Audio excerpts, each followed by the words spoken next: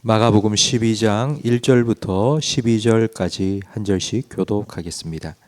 예수께서 비유로 그들에게 말씀하시되 한 사람이 포도원을 만들어 산 울타리로 두르고 집 짜는 틀을 만들고 망대를 지어서 농부들에게 새로 주고 타국에 갔더니 때가 이르매 농부들에게 포도원 소출을 얼마를 받으려고 한 종을 보내니 그들이 종을 잡아 심히 때리고 거저 보내었거늘 다시 다른 종을 보내니 그의 머리에 상처를 내고 능욕하였거늘 또 다른 종을 보내니 그들이 그를 죽이고 또 그 외에 많은 종들도 더러는 때리고 더러는 죽인지라.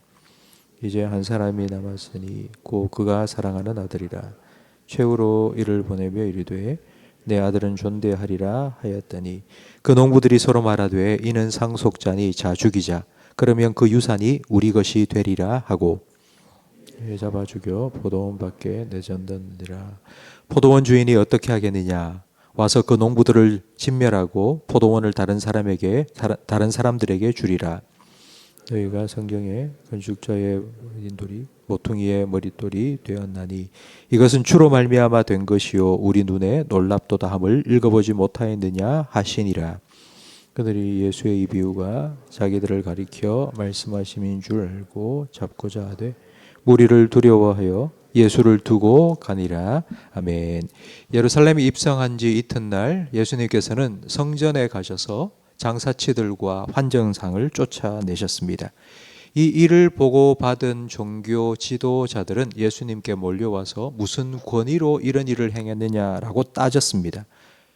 그들에게 예수님께서 오늘 이 포도원 비유를 말씀해 주셨습니다. 포도원 비유에는 세 인물이 등장합니다. 주인과 아들 그리고 농부들입니다. 주인은 포도원을 만들었습니다. 울타리를 둘렀습니다. 그리고 포도즙 착즙기도 만들었습니다. 그리고 포도원을 잘 관리할 수 있도록 망대도 세웠습니다. 손댈 것 없이 완벽한 포도원을 만들었습니다. 하나님 보시기에 심히 좋았던 에덴 동산을 아담과 하와에게 맡기신 것처럼 이 에덴 동산을 잘 관리해라, 잘 다스려라 하고 맡겨주신 것처럼 이 완벽하게 만든 포도원을 농부들에게 새로 주고 타국으로 떠났습니다. 새를 줬다는 건 소작을 줬다는 뜻입니다. 농부들이 거기서 1년 동안 농사를 짓고 추수 때가 되면 50%는 주인에게 주고 50%는 자기가 먹고 아니면 40%는 주인에게 주고 60%는 자기가 챙기고 이렇게 소작을 주었다는 뜻입니다. 포도 수확 때가 되어서 주인이 약속한 세를 받기 위해서 종을 보냈는데 그냥 때리고 거저 보냈습니다. 그리고 심지어는 능욕하고 죽이기까지 했습니다. 요즘 우리가 사는 이 땅에 일어나는 일들과 정반대의 일이 일어난 겁니다. 요즘은 돈을 빌려줬다가 못 받으면 조폭을 보내고 신체 포기 각서까지 받습니다. 직장에까지 찾아가고 부모, 형제까지 찾아가서 괴롭히고 독촉합니다. 그런데 오늘 본문에 나온 주인은 정반대입니다. 종들을 그렇게 때리고 죽이고 했는데도 참고 또 참았습니다. 6절 말씀해 보니 최후로 아들을 보내기로 했습니다. 이 최후의 방법이라는 것, 최후로 보냈다는 이 말은 마지막으로 한 번의 기회를 더 주었다는 뜻입니다. 이제 마지막으로 한 번만 더 참자. 종은 종이라고 무시했겠지만 내 아들은 알아볼 테니 내 아들은 존대하겠지. 내와 약속한 세를 주겠지. 라고 아들을 보냈습니다. 소작농들은 아들을 알아봤습니다. 아들이 저 멀리서 오는 걸 보고 야, 아들이다. 저 아들을 죽이면 상속자가 사라지는 거니까 이 포도원이 우리 차지가 될 수 있다. 모의했습니다. 그리고 아들을 죽여서 포도원 밖으로 던졌습니다. 여러분, 아들을 죽이면 상속자가 없어지니까 이 포도원이 우리 것이 된다고 한 말을 보면 이 아들은 하나밖에 없는 외동 아들이었음이 틀림없습니다. 이들이 주인의 아들을 죽인 건 계획적인 살인입니다. 우발적으로 욱해서 죽인 게 아니라 모의하고 계획해서 죽인 것입니다.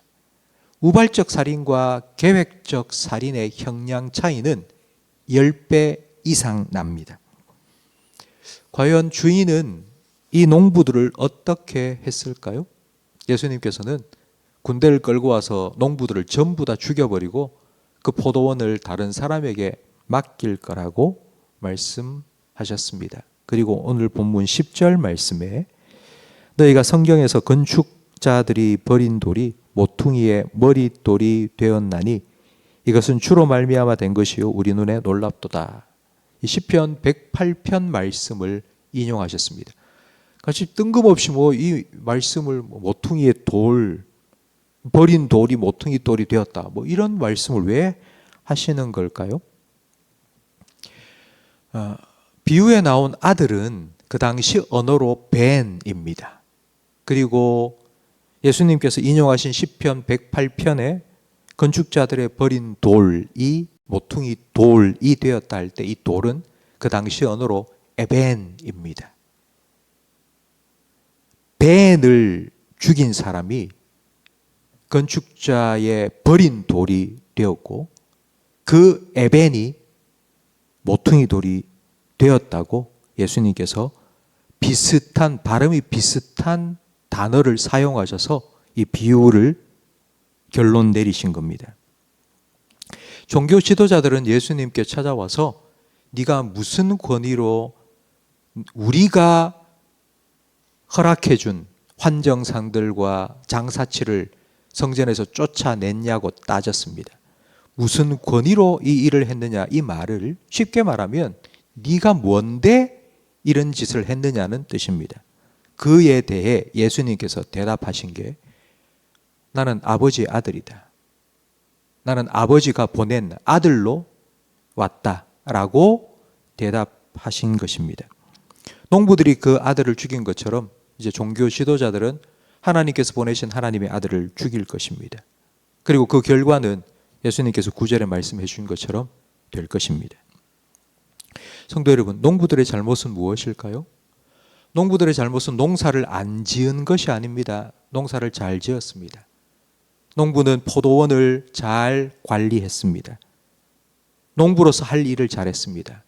농부의 잘못은 주인과의 관계가 잘못된 것입니다.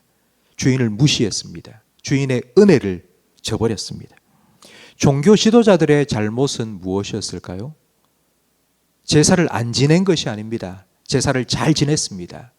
성전 관리도 철저하게 잘했습니다. 세도 주고 돈도 많이 벌었습니다. 잘못한 게 아닙니다. 그들은 잘했습니다. 그런데 종교 지도자들의 잘못은 하나님과의 관계가 잘못된 것입니다.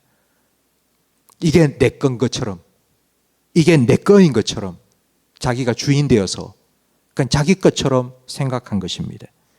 청지기인데, 맡은 건데 내 거라고 착각한 것입니다. 내가 주인이 되려고 한 것입니다. 하나님께서 우리에게 맡겨주신 포도원이 어디입니까?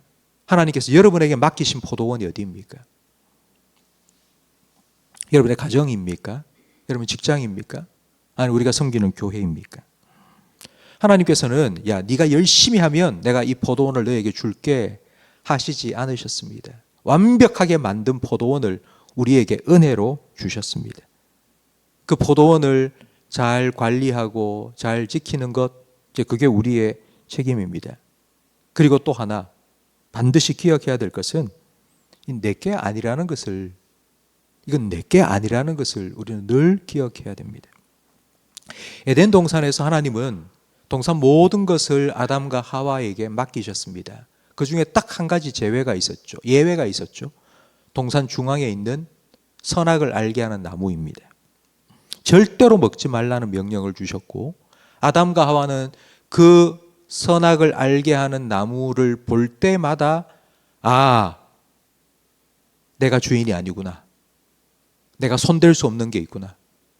하나님께서 이 동산을 내게 맡기신 거구나 라는 것을 기억하고 생각하고 인정해야 했습니다. 우리가 가정에서 살아가면서 직장 생활을 하면서 교회 생활을 하면서 그 직장과 가정과 교회 안에 마치 이 선악을 알게 하는 나무와 같은 일들이 있습니다. 그게 우리의 건강의 문제일 수도 있고요. 돈의 문제일 수도 있고요. 인간관계의 문제일 수 있습니다.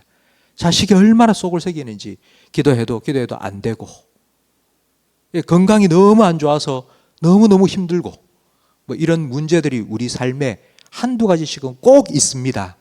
그런데 여러분, 그건 하나님께서 네 힘으로 할 수 없다.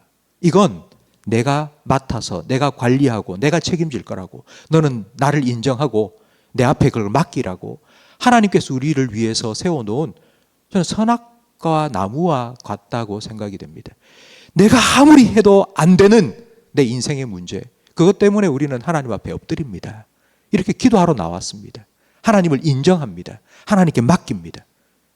그러니 그것 때문에 여러분 고통스러워하지 마시고, 그것 때문에 너무 괴로워하지 마시고, 하나님께서 하나님을 인정하고 하나님께 맡기며 살라고 기도의 자리에 더 가까이 부르시기 위해서 이걸 내게 허락하셨구나.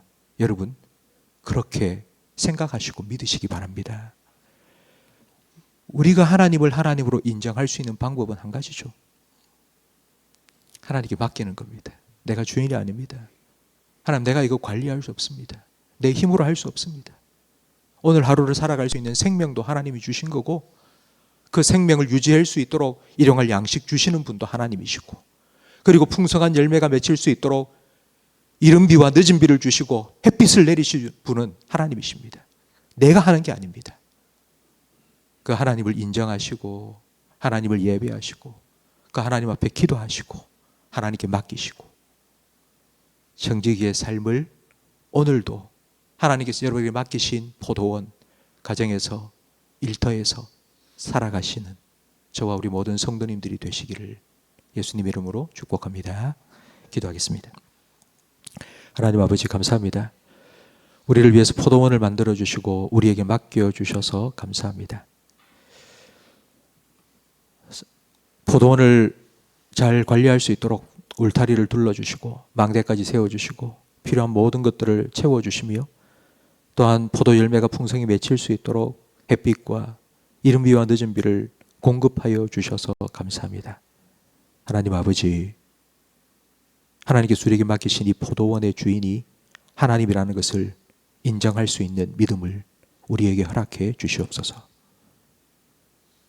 내가 주인 되어서 내가 모든 것을 관리할 수 있다는 착각에 빠지지 않게 하여 주시고, 하나님께서 그런 착각이 아니라 온전한 믿음으로 살아갈 수 있도록 우리의 포도원 속에 한 그루 심어 놓은 선악을 알게 하는 나무와 같은 우리의 힘들고 어려운 문제들을 기도의 제목으로 삼고 늘 하나님 아버지 앞에 엎드려서 하나님께 맡기며 기도할 때에 하나님, 우리의 기도에 응답하여 주시고 그 아픔이 열매가 되게 해 주시옵소서.